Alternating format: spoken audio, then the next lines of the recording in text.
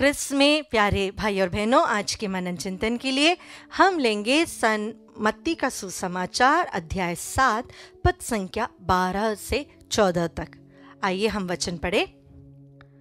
दूसरों से अपने प्रति जैसा व्यवहार चाहते हो, तुम भी उनके प्रति वैसा ही किया करो।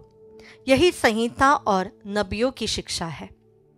संकरे द्वार से प्रवेश करो। चौड़ा है वह फाटक और विस्तृत है वह मार्ग जो विनाश की ओर ले जाता है। उस पर चलने वालों की संख्या बड़ी है, किंतु संकरा है वह द्वार और संकीर्ण है वह मार्ग जो जीवन की ओर ले जाता है। जो उसे पाते हैं उनकी संख्या थोड़ी है। प्यारे भाई और बहनों, प्रभु हमसे संकरे द्वार के द्वारा प्रवेश करने के लिए बुलाते हैं। संकरा द्वार क्या है? विस्तृत द्वार क्या है? विस्तृत द्वार हम कह सकते हैं इस दुनिया के मूल्यों के अनुसार जीना, सुख शांति में, मौज मस्ती में, प्लेजर्स में, दुनिया जो हमें देती है उस सुख सुविधाओं में जीना। कल का नहीं सोचना, बल्कि आज हमें जो मिलता है चलो जियो। इस लाइफ में हम कभी प्रभु के बारे में सोचते नहीं हैं, या फिर प्रभु के बारे में सोचने के बाद भी हम अनदेखा करते हुए अपनी मौज मस्ती में जीते हैं। कल का किसको पता, आज जो है अच्छे से जिए, धूमधाम से जिए।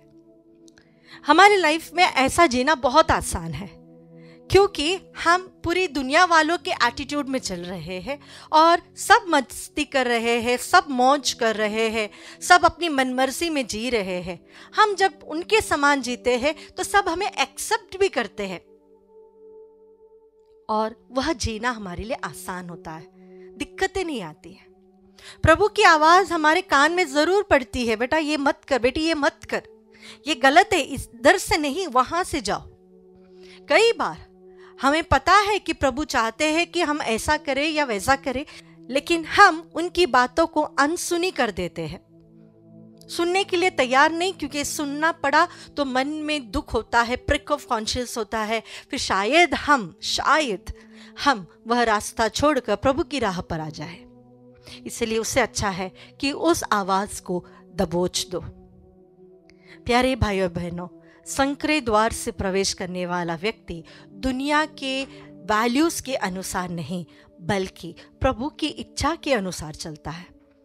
वह दुनिया के सुख सुविधाओं के अनुसार नहीं, अपने शरीर की सुख सुविधा के अनुसार नहीं, बल्कि प्रभु के वचन के अनुसार वह जीता है।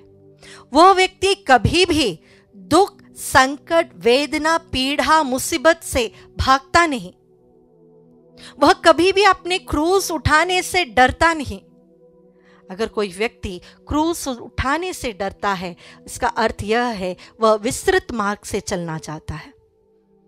अगर हम हमारे जीवन में दुख उठाने के लिए तैयार है, अगर हम हमारे जीवन में कष्ट सहने के लिए तैयार है, अगर हम हमारे जीवन में प्रभु की आज्ञाओं का पालन करते हुए सुसमाचार हमें जो वैल्यूज सिखाते हैं उसके समान अगर हम अपने जीवन को बदलने के लिए तैयार है, तो हम संकरे द्वार से जाते हैं। आजकल की युवा पीढ़ी कभी भी दुख, तकलीफ, वेदना, क्रूस उठाना, अपनी इच्छाओं को छोड़ना हम नहीं चाहते। रात की 12 बजे भी भूख लगे तो कुछ भी बना के खा लो। अगर हमारा मन किया कि हम सवेरे जल्दी नहीं उठेंगे, 11 बजे 12 बजे दोपहर को उठेंगे, तो हम उठे। अगर हमारा मन किया कि पूरी रात पार्टी करें, तो हम पार्टी करते हैं। अब भी भूख लगा तो अब भी खाना है, अब भी मौज मस्ती करना है। टाइम नहीं देखेंगे, कहाँ है वह नहीं देखेंगे। अगर हमारी इच्छा है कि किसी की बुराई करें तो तुरंत हम बुराई कर देते हैं। ये सारे विस्तृत मार्ग के लक्षण हैं। क्यों मिसा में जाना? क्यों इतना जल्दी जल्दी उठकर मिसा के लिए जाना है? हमारे कमरे के या हमारे बिल्डिंग के जहां हम रहते वहां से केवल 10 कदम होगा गिरजाघर, लेकिन हमें जाने की इच्छा नहीं होती। क्यों जाना है? आराम से जियो। क्योंकि जब हम प्रार्थना ज्यादा करते हैं तो हमारी लाइफ में प्रॉब्लम्स आती है। कई लोगों का कहना है जब हम अच्छा बनना चाहते हैं तो हमारे लाइफ में प्रॉब्लम्स आती है। ये सोच गलत है, ये सोच गलत है। जब हम प्रभु के साथ में जीने की कोशिश करते हैं तो प्रभु हमारे जीवन से जो सही नहीं है उसे हटाने की कोशिश करते हैं।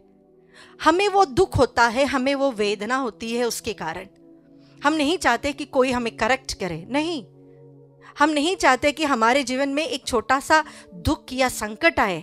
नहीं, प्रभु हमें जब संकट देता है, दुख देता है, या हमें एक क्रूस हमारे कंधे पर रख कर देता है, वह हमें प्रभु से दूर करने के लिए नहीं, बल्कि आत्मत्याग करते हुए, अपने अंदर की बुराई को हराते हुए प्रभु के साथ और आगे बढ़ने में, या प्रभु पर अधिक विश्वास करने के लिए, या वचन में डीप रूटेड होने के लिए देते हैं। ऐसा नहीं कि जब जीवन में संकट है तो प्रभु से दूर चले जाओ। जब ज़्यादा प्रार्थना करते हैं ना तो प्रॉब्लम्स ज़्यादा आता है। काफ़ी लोग ऐसा कहते हैं, ये बात गलत है। जब हम प्रभु के पास आएंगे, प्रभु हमें पवित्र करता है, वो हमें सशक्त करता है। इसके कारण जो डालियाँ फल उत्पन्न नहीं करता, प्रभु एक अच्छे गार्डनर की तरह उसे काट डालता है ताकि हम ज़्यादा फल उत्पन्न कर सकें।